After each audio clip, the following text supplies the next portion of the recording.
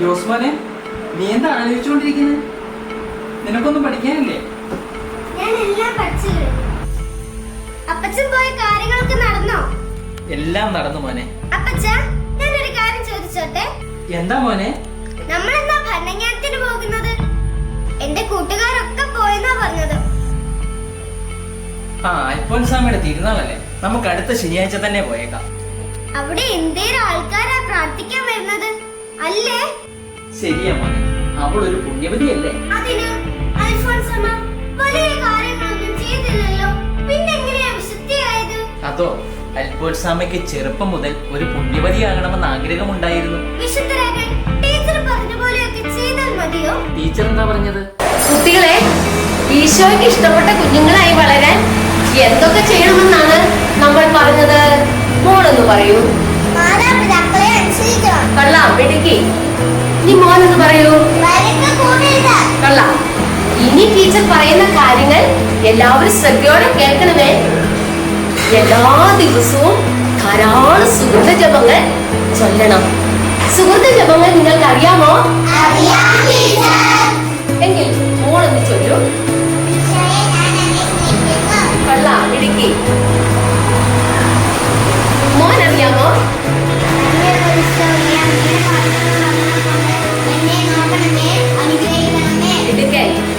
ഇതുപോലെ ഈശോയോടുള്ള സ്നേഹത്തെ പറ്റി കുഞ്ഞു കുഞ്ഞു ത്യാഗപ്രവൃത്തികളും നമ്മൾ ചെയ്യണം.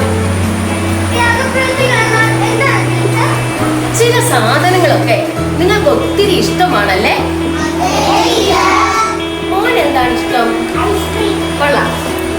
ഇതുപോലെ മൊബൈൽ ഫോണിൽ ഗെയിംസ് കളിക്കുന്നതും നിങ്ങൾക്ക് ഇഷ്ടമല്ലേ? ഇതൊക്കെ വേണ്ടെന്ന് വയ്ക്കുന്നതും ത്യാഗപ്രവൃത്തിയാ. അതുപോലെ കുഞ്ഞു കുഞ്ഞു സഹനങ്ങളൊക്കെ ഉണ്ടാവുമ്പോഴേ അതെല്ലാം ഈശോയോടുള്ള സ്നേഹത്തെ പ്രതി സന്തോഷത്തോടെ സഹിക്കണം. സാധിക്കുന്ന സഹായങ്ങളൊക്കെ മറ്റുള്ളവർക്ക് നമ്മൾ ചെയ്തു കൊടുക്കണം. നമ്മെ വിഷമിപ്പിക്കുന്നവരോട് നമ്മൾ എന്ത് ചെയ്യണം?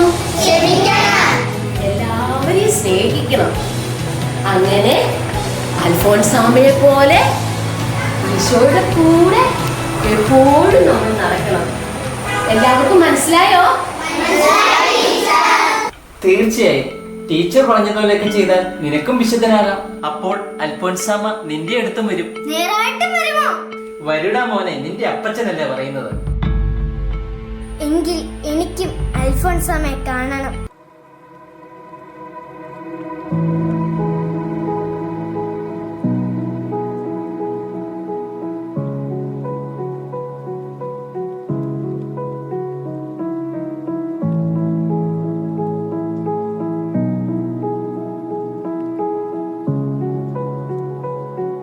അൽഫോൻസാമ്മയെ പോലെ സാധിക്കുന്ന സഹായങ്ങളൊക്കെ മറ്റുള്ളവർക്ക് ഞാൻ ചെയ്തു കൊടുക്കും.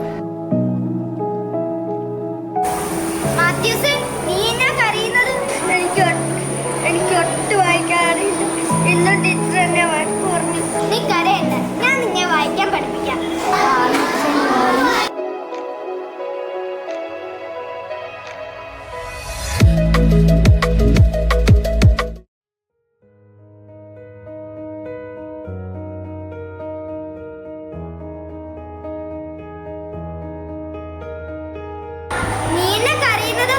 എന്റെ അമ്മയ്ക്ക് പനിയായിട്ട് കുറെ ദിവസമായി, ഇതുവരെ കുറഞ്ഞില്ല.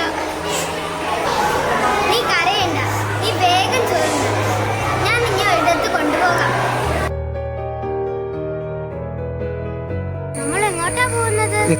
അൽഫോൻസാമ്മയോട് പ്രാർത്ഥിച്ചാൽ നിന്റെ അമ്മയുടെ പനിയൊക്കെ മാറിക്കോളും. നേരായിട്ടും മാറുമോ? മാറൂടാ.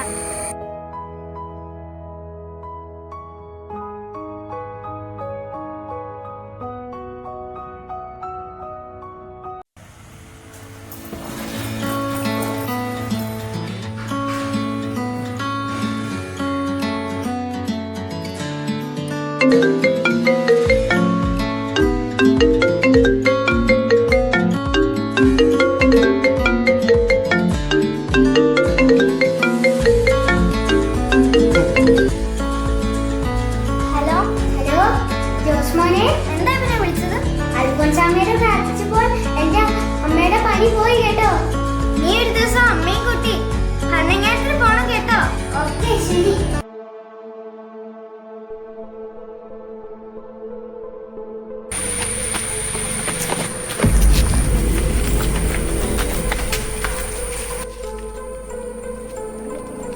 നമുക്ക് അവനിട്ട് 2 എണ്ണം കൊടുക്കണം. വേണ്ട, നിങ്ങൾ ഒന്നും ചെയ്യരുത്. അവൻ ഓടിപ്പോയപ്പം അറിയാതെ എന്നെ തട്ടിയതായിരിക്കും. ഞാൻ അവനോട് ക്ഷമിച്ചു. സഹനവും ത്യാഗവുമാകുന്ന കല്ലുകൾ കൊണ്ടാണല്ലോ സ്വർഗത്തിൽ നമുക്കായി മാളികകൾ പണിയുന്നത്. അതുകൊണ്ട് അൽഫോൻസാമയെ പോലെ കുഞ്ഞു കുഞ്ഞു ത്യാഗങ്ങൾ ചെയ്ത് ഞാനും പ്രാർത്ഥിക്കും.